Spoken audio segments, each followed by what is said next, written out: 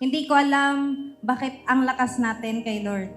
Ang dami nating pagsubok. Totoo yung sinabi mo na halos gusto na nating bumitaw, wag nang ituloy.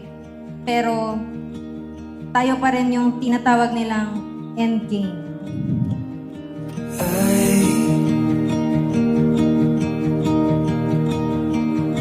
Couldn't help it if I tried.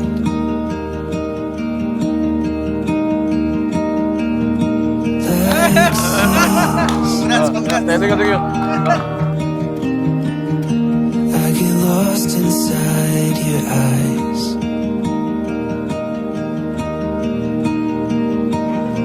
Time doesn't move when I'm with you. Pagpakabuti kang anak, ama, at yung pamilya mo, pagbutihin mo. My advice is for you to be a responsible father. Maraming salamat dahil sa mga payo nyo, advice ninyo. Lumaki ako ng maayos. Huwag kayong mag-alala kahit na kakasal na ako, hindi pa rin ako makakalip sa inyo kasi kayo nagpalagay sa akin. I love you, Mama.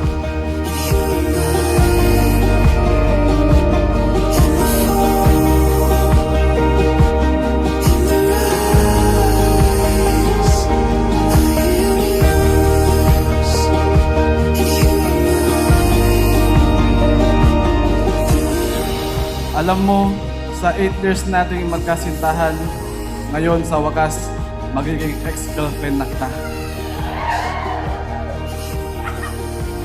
Kasi sa araw na ito, ikaw ay aking magiging asawa ko na.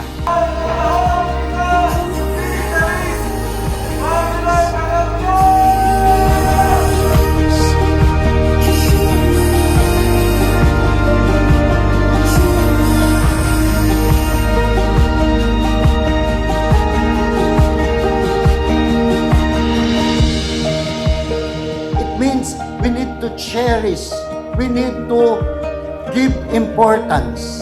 Bakit? Hindi lang po siya asawa. Siya po'y regalo. At hindi po siya regalo ng kung sino lang. Regalo siya ng Diyos. Di na makausad, di malinawan. Bali, nagkakilala kami doon sa naglalaro siya ng volleyball noon. Merong isang tall, dark, and handsome na lalaki na nakalaro ko. Tapos, naging crush ko siya. Tungo ang mga habang patalikod naghihingalo.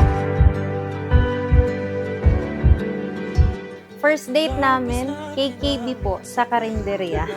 Pag-budget ko lang din, kaya sabi ko, KKB muna tayong dalawa. Sabi niya, lalaki ka, KKB tayong dalawa, first date natin. Kaya yun, hindi maalis sa isip niya. Aklan, binabalikan. Mga liham na ang laman, ligayang dala. Ikaw lang ang may akda. Pinapangako ko rin sa'yo na hindi rin ako magiging perfectong asawa. Pero lagi mong tatandaan na sa kabila ng pagka-bungangero kong yon ay nandito ang isang babaeng taos-puso at tunay na nagmamahal sa'yo. Simula una, meron ka man o wala. Mga salita, hindi na nakikita sa tingin ng iyong mga mata. Ngunit kung sarado na ang puso sa nadarama, pwede bang isipin mo kung bakit tayo nagsimula? Mahalin mo ako, pagka-anak mo, ayusin mo ang anak mo.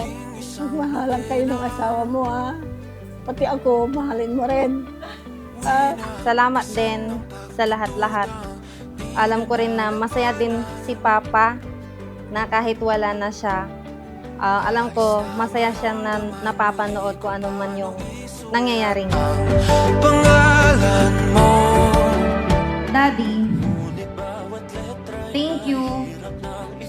Unang-una kay Lord kasi siya yung dahilan, alam kong siya yung dahilan kung bakit natuloy itong pinaka planong buhay natin para sa hinaharap. Ang yugtong paulit-ulit kong At ngayon, nandito na tayo, mangangako sa isa't isa.